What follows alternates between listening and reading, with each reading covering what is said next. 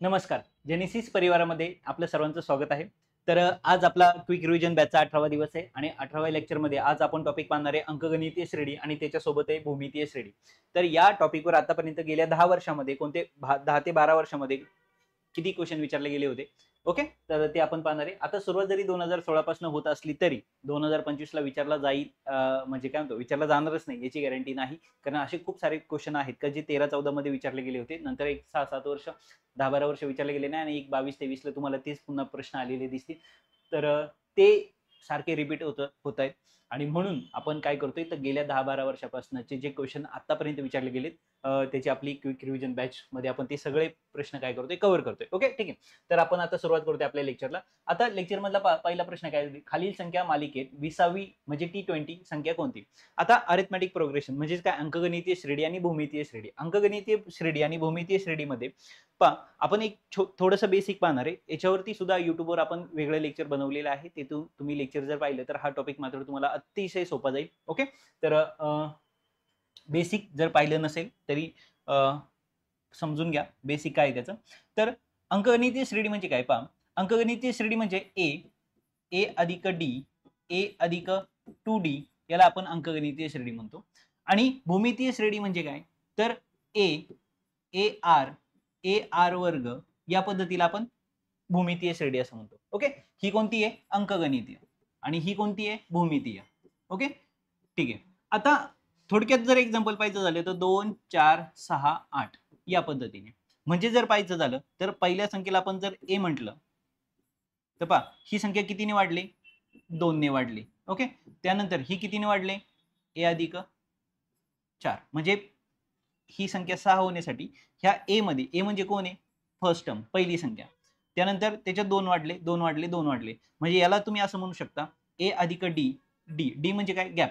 इथं जर तुम्ही पाहिलं तर कितीचा गॅप आहे, 2 चा गॅप आहे. ओके, याला काय म्हणतो आपण, अंकगणित श्रेणी. आता या श्रेणीतील तुम्हाला जर डायरेक्ट आता हे जर पाहिलं तर हे पहिलं पद आहे, म्हणजे याला काय म्हणतो आपण T1, याला काय म्हणतो आपण T2, याला काय म्हणतो T3, हे T4 आहे, म्हणजे काय, टर्म. Okay, T4. असं करत करत, म्हणजे हे पहिलं पद आहे, हे दुसरं, हे तिसरं, हे चौथं, हे पाचवं, असं करत करत जर तुम्हाला सांगितलं का मला T20 नंबरचं पद काय हे सांगा, मग जर मला ते शोधायचं असेल तर याचा एक फॉर्म्युला आहे, काय, Tn बरोबर A अधिक N वजा 1 गुणिले D. T term, N कितवी, 20वी, A पहिली टर्म. पहिली टर्म म्हणजे काय, पहिली संख्या कोणती, N किती संख्या आहेत, मला कितवी संख्या शोधायची, 20वी. आणि डी म्हणजे ते काय, त्यांच्यातला गॅप. ओके, म्हणजे कोणत्याही दिलेल्या कोणत्याही अंकगणित श्रेणीतील कितवीही टर्म तुम्हाला शोधायची असेल, कितवेही पद तुम्हाला काढायचं असेल, तर तुम्ही त्या ठिकाणी हा फॉर्म्युला वापरणार आहे. जर आता तुम्हाला सांगितलं का या ज्या अंकगणित श्रेणी आहे यातल्या 20 पदांची बेरीज करा, पहिल्या 20 पदांची बेरीज म्हणजे काय, आता फॉर एक्झाम्पल जर पाहिजे झालं तर 2 अधिक 4 अधिक 6 अधिक 8, समजा आपण इथं किती बेरीज केली, 4 पदांची बेरीज केली. ओके, आता ती बेरीज मला किती मिळाली, 20 मिळाली. म्हणजे या अंकगणित श्रेणीतील पहिल्या 4 पदांची बेरीज किती, 20. पण मला तुम्हाला सांगितलं का मला अशा 20 पदांची बेरीज किती येते सांगा, तर मग त्यावेळेस सूत्र वापरतात पहा, एस एन का, सम. ओके, n भागिले 2 ब्रॅकेट 2a अधिक n वजा 1 गुणिले किती, d. ओके, n किती पदांची बेरीज करायची, ए पहिली संख्या काय, n किती पदांची बेरीज करायची, n सगळीकडे सेम, d त्यांच्यातला गॅप. ओके, म्हणजे तुम्हाला या सूत्राचा काय करायचंय, त्या ठिकाणी वापर करायचा आहे. लक्षात आलं. आता इथं याला एक अजून सप्लिमेंटरी सूत्र दिलेलं आहे, काय, Sn बरोबर, याला सप्लिमेंटरी सूत्र मी इथं लिहितो, Sn बरोबर n भागिले 2 ब्रॅकेट मध्ये T1 अधिक Tn. ओके, n किती पदांची बेरीज करायची, तो n इथे.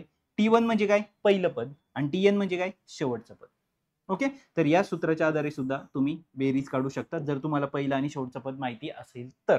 ओके, तर आणि इथं जर पाहिलं तर पहा 2, इथं 4 आणि इथं किती आहे, 8. म्हणजे जर तुम्ही इथं पाहिलं तर ह्या संख्येने ह्या संख्येला भागलं तर भागाकार किती येतो, 2. आणि ह्या संख्येने ह्या संख्येला भागलं तर भागाकार किती येतो, 2. म्हणजे इथं जर याला ए पहा, इथं किती आहे, 2 ला कशाने गुणलं, 2 ने, आणि इथं 2 ला कशाने गुणलं, 4 ने. ओके, म्हणजे नीट समजून घ्या, इथं ए किती आहे, ए ची किंमत किती आहे, 2, आणि आर ची किंमत किती आहे, 2. लक्षात आलंय. म्हणजे काय, अजून एखादं जर एक्झाम्पल पाहिजे झालं तर 3चं पाहिलं. ओके, समजा इथं मी 15 घेतले आणि इथं मी 75 लिहिले. म्हणजे आता जर तुम्ही पाहिलं या संख्येला जर ह्या संख्येने भागलं तर उत्तर किती येते? 5. 15/75 म्हणजे उत्तर किती येते? 5. म्हणजे r ची किंमत किती आहे? 5. लक्षात आले? ओके, ठीक आहे. म्हणजे ही संख्या तयार होण्यासाठी ही कोणती ही संख्या तयार पहिली कोणती आहे? 3. दुसरी संख्या तयार होण्यासाठी पुढची 3 ला गुणलंय कशाने? r म्हणजे किती आहे? 5. बरोबर आहे. त्यानंतर त्याच्या पुढची संख्या 3 ला गुणलंय म्हणजे r चा वर्ग. r म्हणजे कोण आहे? 5. 5 चा वर्ग किती? 25. पहा 25 त्रिक 75, 5 त्रिक 15 आणि 3. म्हणजे इथे लक्षात घ्या r किती आलाय? 5. पुढच्या संख्येला मागच्या संख्येने भागलं का तुम्हाला कोण मिळतो? r. आणि इथं मात्र पुढच्या संख्येतून मागची संख्या वजा केली तर तिथं काय? समजा आपण इथं घेतले 10, 20, 30. समजा तुम्ही मला जर विचारलं इथं a किती आहे? a 10 आहे. इथं d किती आहे? d जर तुम्ही मला विचारलं तर तो पण 10च आहे का? पुढच्या संख्येतून मागची संख्या मायनस केली का मला 10 मिळतो. आणि इथं किती टर्म आहेत? 3 टर्म. लक्षात आलं? तर या पद्धतीने तुम्हाला बेसिक. आता इथं एक सूत्र पाहायचं राहील आपलं. जर अशी एक भूमितीय श्रेणी तुम्हाला दिली आणि या भूमितीय श्रेणीतील तुम्हाला विचारलं का यातलं मला 10वं पद सांगा. मग त्याच्यासाठी फॉर्म्युला आहे पहा. tn बरोबर म्हणजे कितवं पद काढायचंय मला? arn-1. हे सूत्र तुम्हाला पाठ करायचंय. लक्षात आलं? म्हणजे थोडक्यात काय पहा ar इथं r किती आहे? r इथं 0 आहे म्हणून 1 आलं. इथं r1 आहे, इथं किती आला? 2. बघा r ची 0 व्हॅल्यू जर असेल तर आपण कोणत्याही संख्येचा जर 0 इंडेक्स असेल तर त्याला आपण 1 म्हणतो आणि 1 गुणिले a म्हणजे पहिलं पद तसंच आलं r1. म्हणजे पहिल्या पदात r0 आहे, दुसऱ्या पदात r1 आहे आणि इथं तिसऱ्या पदात r काय? 2 आहे. म्हणजे r एकनी काय आहे? त्याच्यापेक्षा कमी. लक्षात आलं? तर भूमितीय श्रेणी आली तर हे पद वापरायचंय. अंकगणितीय श्रेणी आली तर हे पद वापरायचंय आणि अंकगणितीय श्रेणी बेरीज आली तर तुम्हाला हे सूत्र वापरायचंय. लक्षात आलं? तर या सूत्राच्या 3 सूत्रांच्या आधारे तुम्हाला हा टॉपिक काय करायचा आहे? सोडवायचा आहे. तर ही सूत्र पाठ करून ठेवा. या सूत्राच्या आधारे करायचंय. तर दुसरी गोष्ट महत्त्वाची, याच्यावर आपण युट्यूबला लेक्चर बनवलेला आहे. ते लेक्चर जर पाहिलं तर तिथं अजून थोडंसं डिटेलमध्ये आपण सांगितलेलं आहे. ठीक आहे. तर आपण प्रश्नाला सुरुवात करतोय. खालील मालिकेत 20वी. आता पहा इथं तुम्हाला कितवी टर्म काढायची? कितवं पद काढायचंय? 20वं पद काढायचंय. आता जर मला 20वं पद काढायचं असेल तर माझ्याकडे सूत्र कोणतं आहे? tn बरोबर a अधिक n वजा 1 गुणिले d. ओके. आता मला किती पद काढायचंय? 20वं. म्हणजे n किती झाला? 20. a म्हणजे काय? पहिलं पद. या संख्येतलं पहिलं पद म्हणजे कोण असतं? a असतो. म्हणजे a किती मिळाला मला? 24 अधिक n म्हणजे किती आहे? 20. 20 वजा 1 d म्हणजे काय? पुढच्या संख्येतून मागची संख्या जर वजा केली म्हणजे थोडक्यात काय? 21 मधनं मी मागची संख्या वजा केली तर इथं मला काय मिळतंय? 24 मधनं 1 गेला. किती राहील? सॉरी 24 मधनं 21 गेले. किती राहिले? 3. पण 3 ला चिन्ह कोणतं येणार आहे? वजा. कारण 24 ही मोठी संख्या आहे आणि मोठ्या संख्येचं चिन्ह इथे येणार आहे. म्हणजे d ची किंमत किती आली? -3. ओके. आता हा जो -3 आहे म्हणजे हा जो -3 आहे हा गुणिले -3 कोणाला? ह्या संख्येला. म्हणजे आता इथं पहा 24 अधिक इथं किती आले? 19 गुणिले -3. ओके. इथं 24 अधिक 19 त्रिक 57. ओके. आणि त्याला जे चिन्ह येणार आहे ते कोणतं चिन्ह असणार आहे? वजा. म्हणून इथं काय होणार आहे? 24 वजा 57. ओके. आणि मग 57 मधनं 4 गेले, 7 मधनं 4 गेले, 3 राहिले. ओके. आणि 5तून 2 गेल्यावर परत 3 राहिले. पण संख्या मोठी संख्या 57 म्हणून याला चिन्ह कोणतं देणार आहे तुम्ही? वजा. आणि या ठिकाणी पर्याय क्रमांक 3. म्हणजे या अंकगणित श्रेणीतील 20वं पद जे आहे ते कोणतं आहे? -33. लक्षात ठेवा. लक्षात आलं? तर या सूत्राच्या आधारे तुम्ही हे गणित सोडवलेलं आहे. ओके. ठीक आहे. चला पुढच्या प्रश्नाकडे. काय दिलाय पहा पुढचा प्रश्न. पुढचा प्रश्न दिलाय ही सूत्र आहेत. त्याच्यानंतर पुढचा प्रश्न आहे पहा. बांधकामाच्या भोवतीच्या मलब्याच्या सफाईचे संबंधित करारात काही विशिष्ट दिवसात काम पूर्ण झाले नाही तर पुढील प्रमाणे दंड वसूल केला जाणार आहे. ओके. ठीक आहे. तर पहिल्या दिवसासाठी 250. पहिल्या दिवसाचा दंड किती? 250. दुसऱ्या दिवसाचा 300 म्हणजे 50 ने वाढला. तिसऱ्या दिवशी 350 परत 50 ने वाढला. या पुढील प्रमाणे आहे. जर ठेकेदाराने 5,500 रुपये दंड भरला असेल तर त्याने कामाला केलेल्या विलंबाचे दिवस काढा. म्हणजे 5,550 पहा. त्यांनी पहिला दिवस विलंब झाला 250 जाऊन भरले. दुसऱ्या दिवशी गेला 350 भरले. तिसऱ्या दिवशी 300 भरले. नंतर गेला 350 भरले. तर असं करत करत भरतं. तर एकूण त्यांनी दंड किती भरला? 5,500. म्हणजे ही काय झाली? त्याच्या पूर्ण दंडाची काय झाली? बेरीज. बरोबर आहे. म्हणजे पहिली संख्या कोणती आहे? 250 पहिल्या दिवशीचा दंड. दुसऱ्या दिवशीचा दंड किती त्याचा? 300. तिसऱ्या दिवशीचा दंड किती आहे? 350. असं या सर्व संख्यांची जेव्हा तो बेरीज करतो तेव्हा ती बेरीज होते 5500.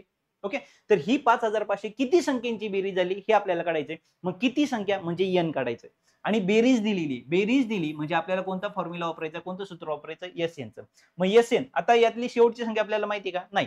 आणि जर आपल्याला शेवटची संख्या माहित नसेल, शेवटची संख्या माहिती असेल तरच हे वापरायचंय, नाहीतर हे सूत्र वापरायचंय. आता ते सूत्र जे आहे ते काय सूत्र दिले पहा, SN बरोबर n भागिले 2 कंसात 2a अधिक n वजा 1 गुणिले d हे सूत्र आहे. ओके, आता n किती पद हेच माहित पहा. SN म्हणजे काय? संपूर्ण पदांची बेरीज. ती संपूर्ण पदांची बेरीज किती दिलेली मला पहा, इथं आपण किमती लिहून घेऊया. SN किती दिले? 5500 संपूर्ण पदांची बेरीज, बरोबर आहे. त्यानंतर ए म्हणजे काय? पहिलं पद किती आहे? 250. ओके, त्यानंतर n तर काढायचं आहे, n तर माहित नाहीये. डी म्हणजे काय? गॅप कितीचा आहे? 50 चा आहे, म्हणजे डी 50 चा गॅप आहे. 50 चा कसा? दुसऱ्या दिवशी जाऊन तो किती देतोय? 300 रुपये देतोय. मग पुढच्या संख्येतून मागची संख्या जर वजा केली, 300 मधनं जर 250 वजा झाली तर 50 उत्तर येतं, म्हणून गॅप 50 आहे. आता ह्या किमती मिळाल्या त्या फक्त इथे ठेवायच्या. SNच्या जागी किती लिहिणार आहे? 5500, कारण ही संपूर्ण बेरीज आहे. फक्त आपल्याला ती किती पदांची हे माहित नाही, म्हणून आपल्याला कोण माहित नाही? n माहित नाही. म्हणजे या ठिकाणी आपल्याला माहित नसलेली संख्या कोणती आहे? n. ओके, मग n भागिले 2 कंसात 2 गुणिले ए म्हणजे किती आहे? ए म्हणजे जर 250 आहे. ओके, अधिक n वजा 1, n मला माहित नाही, वजा 1 गुणिले डी मला माहिती आहे किती आहे? 50 अधिक आहे म्हणून मी तसाच लिहिला. इथं किती आहे? 5500 बरोबर n भागिले 2 तसाच. इथं जर पाहिलं तर 250 गुणिले 2 500 अधिक 50 गुणिले n 50n, 50 गुणिले 1 वजा 50. ओके, आता 500 मधनं 50 गेले, 450 राहिले. किती राहिले? 450. म्हणजे पहा त्याच्या पुढची स्टेप आहे. इकडे किती आहे? 5500. तिकडे n भागिले 2 कंसात किती आले? 500 50 गेले, 450 अधिक इथं किती आहे? 50n. ओके, ठीक आहे. आता हे जे दोन आहेत हे इकडे भागिले, तिकडे जाऊन काय होतील? गुणिले, बरोबर आहे. म्हणजे जर बारकाईने तुम्ही पाहिलं तर अजून एक आपण करू शकतो. इथून दोघांमधनं किती बाहेर कॉमन निघतील? 50. पण परत भाग त्यापेक्षा एक सोपं राहील. काय? 5500 गुणिले 2 आणि पलीकडे किती राहिले? n. आतमध्ये ब्रॅकेटमध्ये किती आहे? 450 अधिक 50n. ओके, आता जर तुम्ही बारकाईने पाहिलं तर ही जी संख्या आहे n आतमध्ये काय होईल? गुणिले. इथं n आपण याला गुणलं, किती आले? डबल 0. 5 दुने 10, हाताला 1, 5 दुने 10 आणि 11, 11,000. तिकडे किती आले? 450n अधिक इथं जर आतमध्ये हे केलं तर काय होईल? 50n चा वर्ग. आता इथं जर पाहिलं तर हे 11,000 आपण पलीकडे घेऊन जाऊ, म्हणजे इकडं पूर्ण गणित काय झालं पहा, 50n चा वर्ग अधिक 450n आणि हे 1100 तिकडे गेल्यामुळं 11,000 ते वजा झाले, बरोबर. इकडे किती राहिले? 0. 50, 450 आणि 11,000 सगळ्या गणिताला आपण कितीने भागूया? 50 ने आपण जर भागलं तर पहा n चा वर्ग, गणित काय शिल्लक राहणार आहे? थोडस मोठं आहे, ठीक आहे. किती होणार आहे? 50 ने जर मी भागलं तर n चा वर्ग 50 गेले. त्यानंतर 450 ला 50 ने जर भागलं तर 9n अधिक 9n, बरोबर आहे. सॉरी, वजा 11. इथं जर 11,000ला मी 50 ने भागलं तर ह्या शून्याला हा शून्य जाणार आहे. ओके, त्यानंतर इथं किती होईल?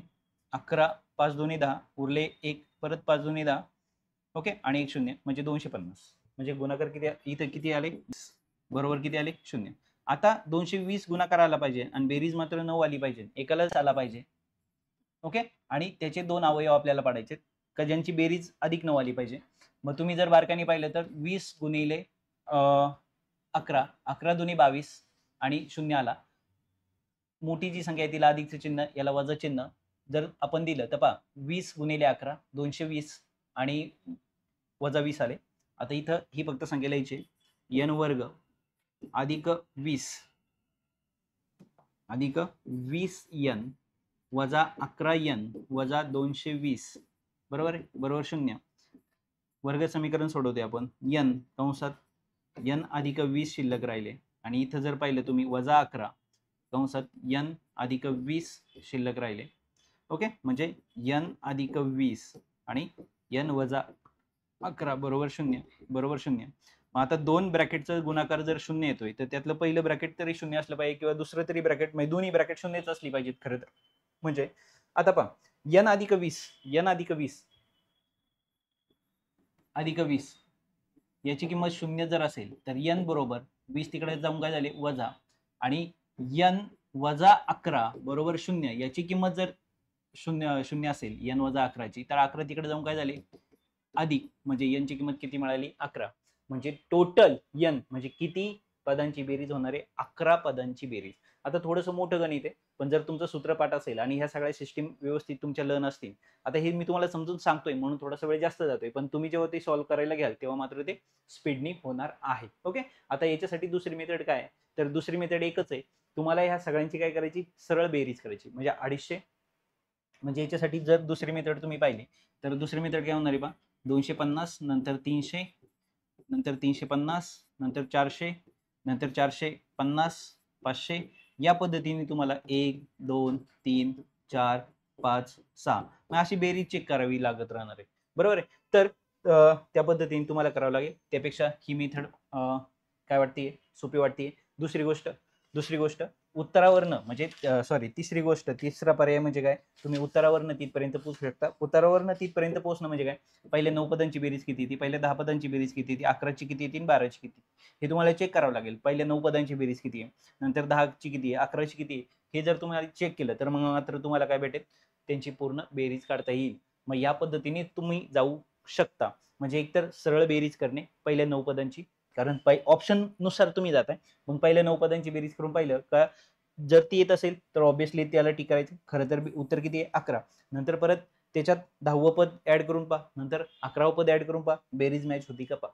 म्हणजे या मेथडनी सुद्धा तुम्ही जाऊ शकता. मी जी मेथड तुम्हाला सांगितलेली ही सरळ मेथड आहे. सरळ मेथड म्हणजे थोडीशी वेळ खाऊ आहे, पण उत्तर तुम्हाला फायनली भेटणारच.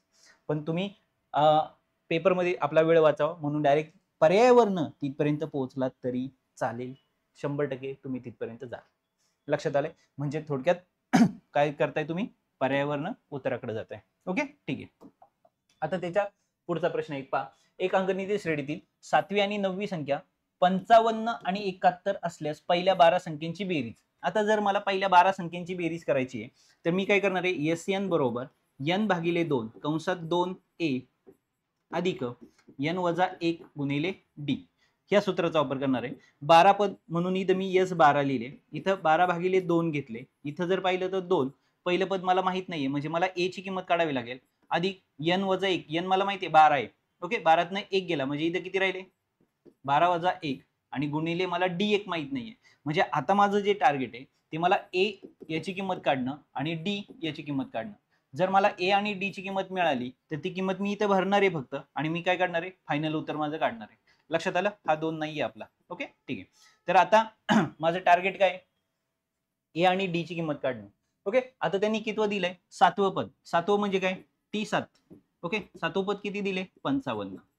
बरोबर आहे. आता 7वं पद जर 55 आहे तर Tn चा फॉर्म्युला काय, Tn बरोबर a अधिक n वजा 1 गुणिले d. बरोबर.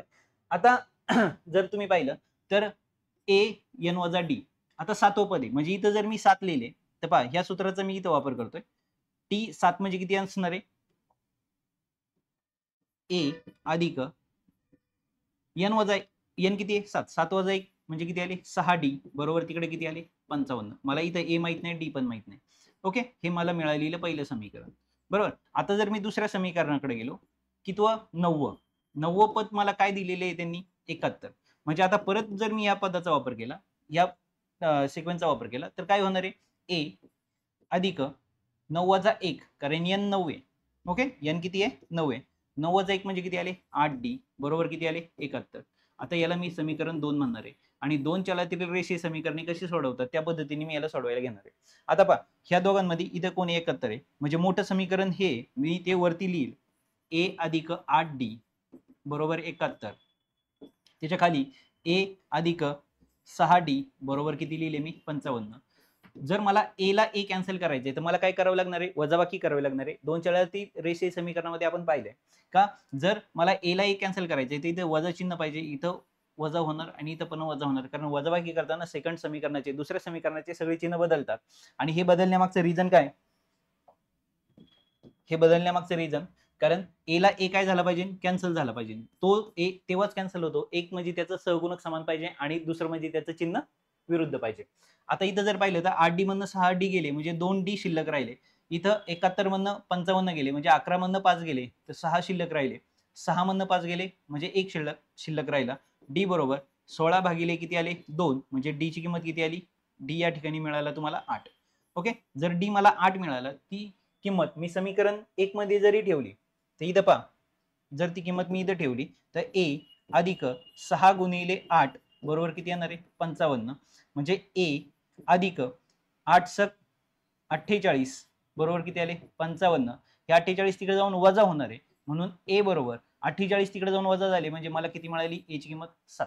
आता मला ए पण कळला आणि डी पण कळला, मग मी काय करणार आहे, दोन्ही इथं भागलं, इथं आले 6 ब्रॅकेटमध्ये, इथं किती आहे 2 गुणिले ए, ए ची किंमत किती आहे 2 गुणिले इथं किती लिहिणार आहे मी 7. ओके, आणि डी ची किंमत किती लिहिणार आहे मी 8. मग आता इथं 7 दोन्ही किती आले 14 अधिक इथं 12तनं 1 गेला 11, 11 8 88 किती आले 11 8 88. मग आता इथं पाहिलं जर 6 8 आणि 88 आणि 14 ची तुम्हाला बेरीज करावी लागणार आहे. 8 आणि 14 12 हा चला 1, 8 आणि 1 9 1 10 102. आता त्याला जर तुम्ही गुणलं कशाने 6ने, 6 2 12 हा चला 1, 6 0 0 म्हणजे 1 आणि 6 1 6 612 म्हणजे पर्याय क्रमांक 3. या पद्धतीने तुम्ही हा प्रश्न सोडवला. आता पहा, आपल्याला काय सांगितलं होतं, पहिल्या 12 पदांची बेरीज काढा असं सांगितलं होतं. पहिल्या 12 पदांची जर बेरीज काढायची तर मला बेरीज काढण्याचा हा फॉर्म्युला वापरायचा आहे. त्या ठिकाणी मला ए आणि डी माहित नव्हता, म्हणजे आता माझं टार्गेट ए आणि डी होतं. ए आणि डी काढण्यासाठी मला 7वं पद माहिती होतं म्हणून मी एक समीकरण तयार केलं, 9वं पद माहिती होतं म्हणून मी एक समीकरण करेन आणि ह्या दोन समीकरणाला 2 चलातील रेषीय समीकरणाचा वापर करून ए आणि डी ची किंमत काढली आणि ए आणि डी ची मिळालेली किंमत मी या समीकरणात भरली, मला उत्तर मिळालं. लक्षात आलं? तर या पद्धतीने तुम्हाला हा प्रश्न सोडवायचा होता. ओके, आता त्याच्या पुढचा प्रश्न पहा. काय दिलाय प्रश्न, 100 विद्यार्थ्यांची एक स्पर्धा घेण्यात आली, त्यात प्रथम क्रमांकाच्या विद्यार्थ्याला 100 रुपये, पहिल्याला 100, दुसऱ्या क्रमांकाच्या विद्यार्थ्याला 99, तिसऱ्या क्रमांकाच्या विद्यार्थ्याला 98 बक्षीस मिळाले. अशा पद्धतीने सर्व 100 विद्यार्थ्यांना बक्षीस वाटणी केली असता शेवटच्या विद्यार्थ्याला 1 रुपया मिळाला. ओके, बक्षीस मिळालं. यावरून सर्व स्पर्धेत एकूण किती रक्कम बक्षीस म्हणून मांडण्यात आली.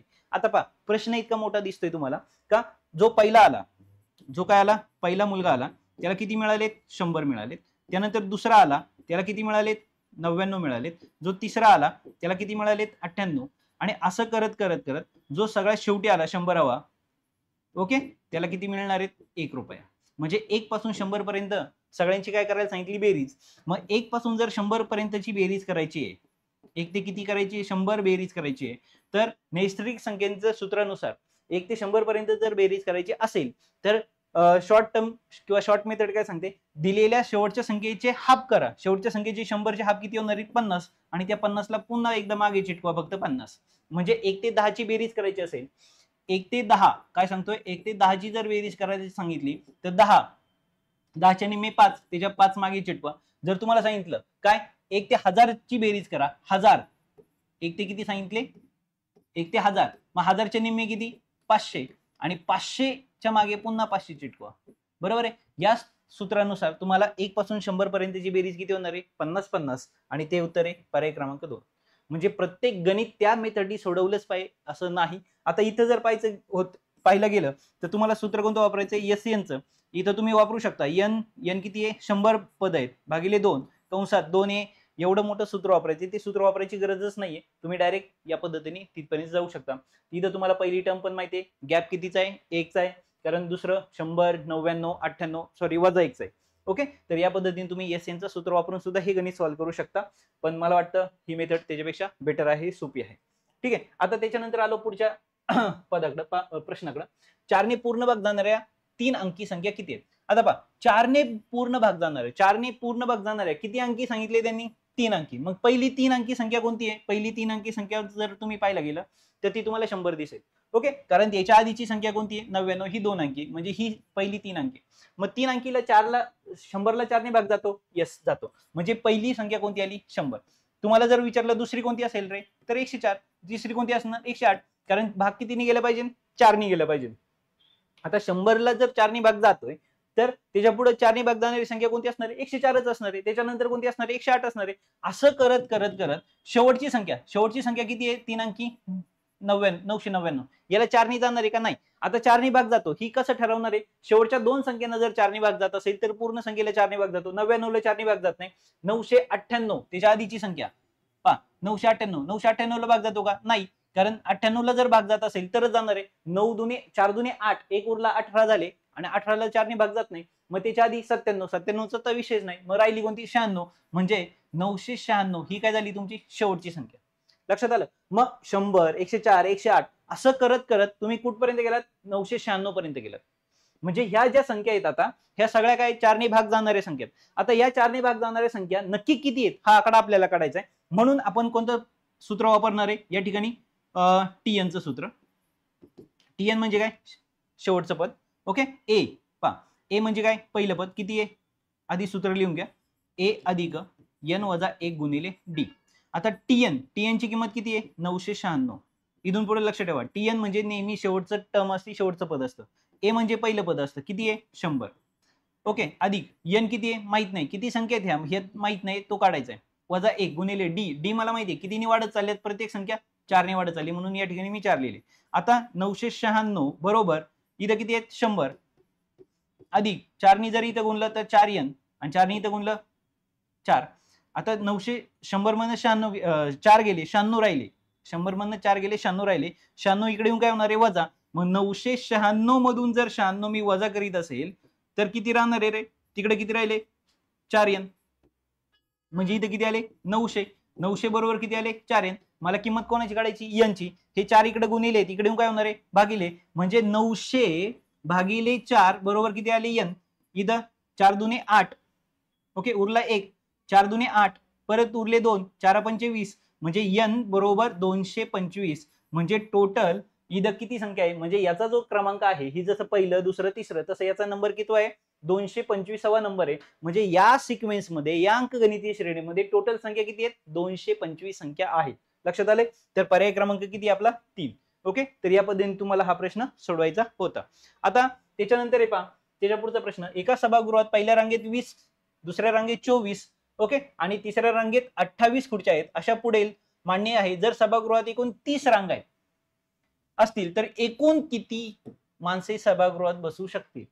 आता पहा म्हणजे काय करायचंय, पहिल्यांदा 20 आहेत, नंतर 24, नंतर 28, असं करत करत असं किती आहे, हे जसं पहिलं आहे, हे दुसरं आहे, हे किती आहे तिसरं, असं करत किती आहे 30 पद आहेत. ओके, तर एवढ्या खुर्च्या आहेत पहिल्या रांगेत, दुसऱ्या रांगेत, तिसऱ्या रांगेत. आता एकूण खुर्च्या तेवढी माणसं तिथं बसणार आहे. म्हणजे आता आपल्याला काय करायचंय, एस एन ची बेरीज करायची, बरोबर.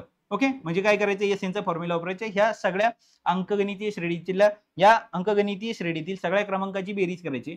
एस एन चं सूत्र काय n भागिले 2 ए अधिक n वजा 1 गुणिले काय डी. आता जर तुम्ही पाहिलं तर शेवटचं टर्म तुम्हाला माहिती आहे का नाही, ती तर काढायची, बेरीज तर काढायची.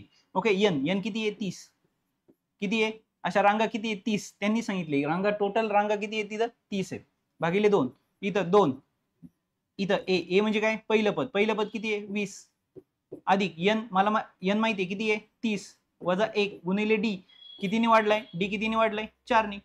ओके, डी म्हणजे काय गॅप, 24 4 ने वाढत चाललंय पहा. इथं यांनी भागलं किती आलं 15 कंसात, इथं किती आले 2 दुनी 4 म्हणजे 40 अधिक एक गेला 29 ला जर मी 4 ने गुणलं 29 गुणिले किती येणार इथं 4, म्हणजे इथं जर पाहिलं तुम्ही तर 15 कंसात 40 अधिक 4 नवे 36, 3 4 दुने 8, 8 आणि 3 11, 111. जर ह्या दोघांची मी बेरीज केली तर किती होणार आहे ती बेरीज, बाहेर किती आहे 15 आणि कंसात किती आहे 50 56, म्हणजे किती आले 156. ओके ठीक आहे, म्हणजे इथं 15 90, हातचे आले 9, 15 75, 75 आणि 9 75 आणि 9 80, 84, हातचे आले 8, 15 15, 15 8 23, ओके, म्हणजे 2340 म्हणजे टोटल सभागृहात 2340 पर्याय क्रमांक 3 एवढी लोक बसतील. पहा, बेसिक सिंपल क्वेश्चन दिला होता, सिंपल फॉर्म्युल्यामध्ये टाकला, फक्त कॅल्क्युलेशन केले. ओके, ठीक आहे. आता त्याच्या पुढचा प्रश्न आहे, अंकगणितीय श्रेणीत लगतच्या 4 संख्यांची बेरीज. अंकगणित श्रेणी आहे, लगतच्या 4 संख्यांची बेरीज किती आहे? 20 आहे. आणि तिसऱ्या आणि चौथ्या क्रमांकाच्या संख्यांची बेरीज 14 आहे. तर त्या संख्या कोणत्या? आता हा जो प्रश्न आहे, हा प्रश्न मला वाटतं सूत्राच्या साहाय्याने सोडवण्यापेक्षा जर तुम्ही पर्यायांच्या साहाय्याने सोडवलं तर जास्त सोपा जाईल. कसा? अंकगणित श्रेणीच्या लगतच्या 4 संख्यांची बेरीज 20 आहे. तिसऱ्या आणि चौथ्या पदाची बेरीज ही 14 आहे. तिसरं आणि चौथं पद, तिसरं पहा, पहिलं दुसरं तिसरं आणि चौथं, ह्या दोघांची बेरीज किती आली पाहिजे? 14. 9 म्हणजे हा पर्याय आहे का? ओके, हा पर्याय आहे का? आहे. हा पर्याय आहे का? आहे. 9 आणि 7 16 म्हणजे हा पर्याय नाही, म्हणजे एक पर्याय तर गायब झाला. ओके, ठीक आहे. म्हणजे या कंडिशन नुसार 3 पर्याय तुमच्याकडे आले. आता चौघांची बेरीज किती आली पाहिजे? ह्या चारही पदांची बेरीज 20 आली पाहिजे. आता बघूया आपण 20. 9 इथं 14 यांची इतीच आहे. आता 14 मध्ये अजून किती मिळवायचे तुम्हाला? बेरीज 20 येण्यासाठी 6. या दोघांची बेरीज 6 येते का? नाही. ह्या दोघांची बेरीज 6 येते का? नाही. ह्या दोघांची बेरीज 6 येते का? येते. That's it. म्हणजे ह्या सगळ्यांची बेरीज जर केली तर तिची 20 येते आणि शेवटच्या दोघांची बेरीज 14 येते. म्हणजे मला काही न करता मी पर्यायावरनं ह्या उत्तराकडे गेलो आणि मला उत्तर सिंपल मध्ये मिळालं. कोणतंही सूत्र या ठिकाणी मी वापरलेलं नाही. लक्षात आले? ठीक आहे. आता त्याच्या पुढचा प्रश्न पहा, एक भूमितीय श्रेणी. आता जो प्रश्न विचारला गेलाय हा कशावर विचारला गेलाय? भूमितीय श्रेणीवर विचारला गेलाय. पहिले पद 6 आहे. सामान्य गुणोत्तर म्हणजे आर. गुणोत्तर म्हणजे ज्या संख्येने आपण भागतो. ओके, भागल्यानंतर जी संख्या येते. सामान्य गुणोत्तर किती आहे? 2 आहे. तर त्या अंकगणितीय श्रेणीचे 9वे पद किती? ओके, आता भूमितीय श्रेणीच्या सूत्राचा फॉर्म्युला काय? Tn बरोबर AR raise to n-1. Okay, हे सूत्र आहे. मग आता आपल्याला कितवं पद काढायचंय? 9वं पद. म्हणजे इथं किती येणार आहे? T9. बरोबर. ए म्हणजे काय? पहिलं पद किती दिले त्यांनी? 6 गुणिले लगेच आर किती आहे? 2. आणि इथं त्याचा जो घातांक होणार आहे हा ह्या n पेक्षा 1 ने कमी असणार, म्हणजे किती असणार आहे? 8 असणार आहे. बरोबर. सगळ्यात सुरुवातीला आपण सूत्र पाहिले. मग 6 गुणिले 2चा 8वा घात म्हणजे 256. 2चा म्हणजे 2चा 2 सोबत किती वेळा गुणाकार केला? 8 वेळा. 2 2 2 2 2 2 2 2 पहा, 2 2 4 4 2 8 8 2 16 16 2 32 32 2 64 64 2 128 28 2 256. आता त्याला किती गुणायचे? फक्त 6 ने. इथं किती आले? पहा, 6 आहे 36, हाचे आले 3, 6 पंचे 30 आणि 3 33, परत हाचे आले 3, 6 2 12 आणि 3 15, 1536 पर्याय क्रमांक 3 आले लक्षात. तर याच्यासाठी तुम्हाला हे सूत्र येणं फार गरजेचं आहे. हे भूमितीय श्रेणीचं सूत्र आहे. आता एक भूमितीय श्रेणीच्या 3 क्रमागत पद शोधा का ज्यांची पहिल्या 2 पदांची बेरीज 9 आहे. पहिल्या 2 पदांची बेरीज 9 आहे आणि तिन्ही पदांचा गुणाकार 216 आहे. पहिल्या 2 पदांची बेरीज 9 आहे. म्हणजे इथं सुद्धा जर पाहायचं झालं तर सूत्राच्या साहाय्याने न जाता जर पर्यायांच्या साहाय्याने गेलो तर आपण उत्तरापर्यंत लवकर पोहोचू. आपल्याला काय आलं पाहिजे? पहिल्या 2 पदांची बेरीज 9 आली पाहिजे. मग आपण इथं जर चेक केलं 9 इथे 9 इथे 9 इथे 9 इथे म्हणजे सगळेच पर्याय बरोबर आहे. बरोबर. आता आलेल्या 9 ला पहा त्या तिघांचाही गुणाकार किती आला पाहिजे? 216. आता तुम्हीच पहा इथं किती आहे? 7 2 14. 14 ला ह्या संख्येने गुणलं तर 216 येण्याचे चान्सेस नाही. इथं जर पाहिलं तर 6 त्रिक 18 गुणिले जर 18 केलं तर 18चा वर्ग 324 विषय गेला.